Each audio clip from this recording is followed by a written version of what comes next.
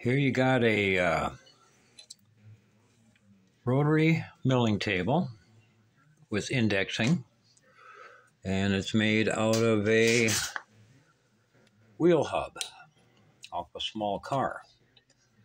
And it gives you a 6-inch rotary table that you can index. Guess I backed the screw out a little too far, but you can index it, or you can rotate it as you wish. And it cost me a whole $13 to make it. It was about $8 worth of steel after I picked up the wheel hub at a local garage for nothing. And along with the $8 worth of cold rolled steel, it's got about $5 worth of hardware. You probably have the hardware in stock, so that's not a major concern. You've got 24 holes for indexing, or however many you want to put in there. You can just print out a circle, whatever size you're going to make it, and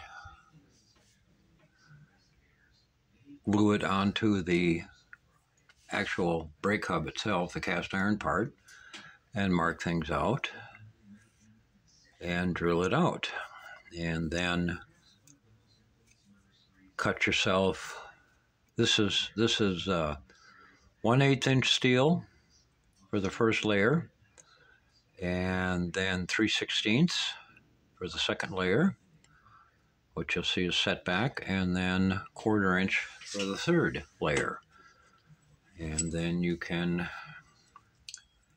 make yourself some clamps and hold down shoes.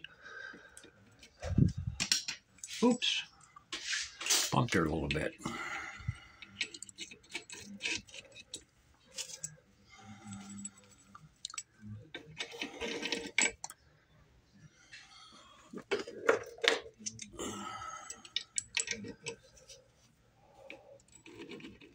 And then you can index it, you can rotate it however you want.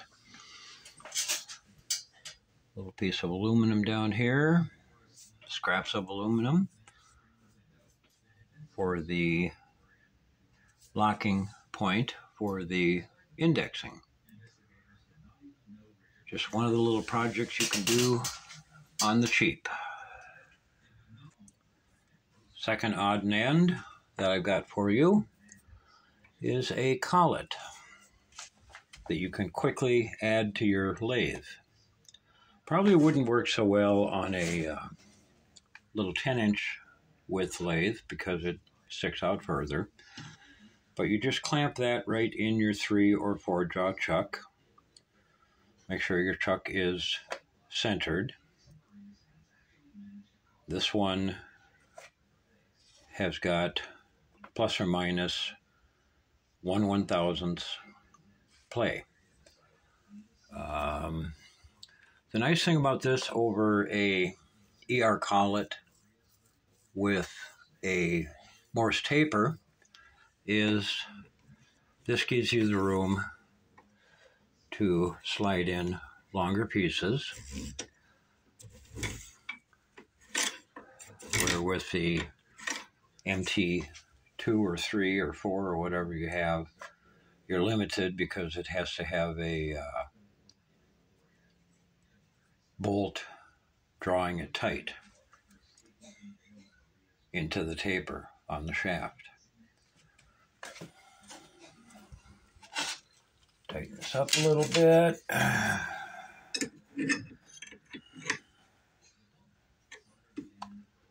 And yes, I make my own wrenches.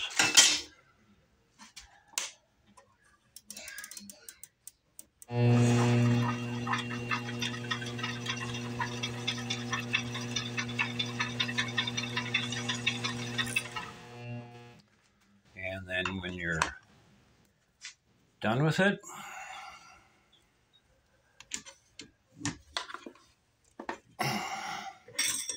take it out. Very simple.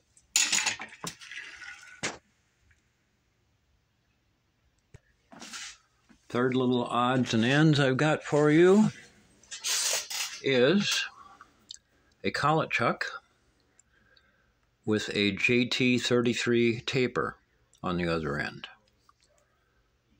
So you can replace your drill chuck that has a JT33 or whatever Jacobs taper you have. They're available in different sizes. You can take your chuck off and you can put this on for all you people that want to turn your little drill press into a light-duty milling machine. When you attach this, use some Gorilla Glue to hold this in. Heat this up. Chill this if you can. Heat this up. Force it in there. Have the Gorilla Glue on there. Now, I'm not suggesting anybody do this. This is entirely up to you, but that Gorilla Glue holds. I Gorilla Glued this chuck onto the spindle, and even with heat, I haven't been able to get it off of there. So I'm going to have to remove the entire quill, take it all apart, and drive the chuck off of there to be able to utilize this. Wasn't thinking ahead.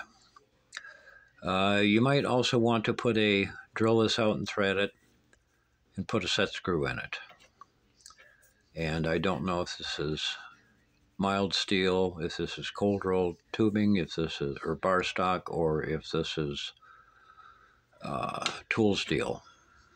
But I think it would be a good idea to put maybe one set screw in there, get it on there before you glue it, punch it, and drill a small indent in the Jacobs taper for a set screw, just to keep it from slipping off.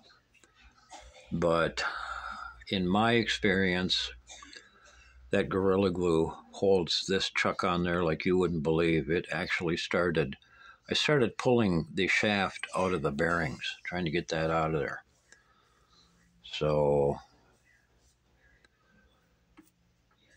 it's up to you, but it is a nice way of putting a collet holder on there, so you can use it as a light-duty milling machine. Wood, plastic, foam, aluminum. I don't know if I'd use steel. Maybe mild steel, but I'd be a little careful with that. That's a little too much for these small drill presses. But if you're going to try to use your drill press as a milling machine, these are available.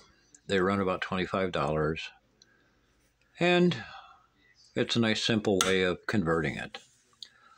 Well, that's about all I got for you folks. Stay warm, stay dry, and we'll see you later. Bye.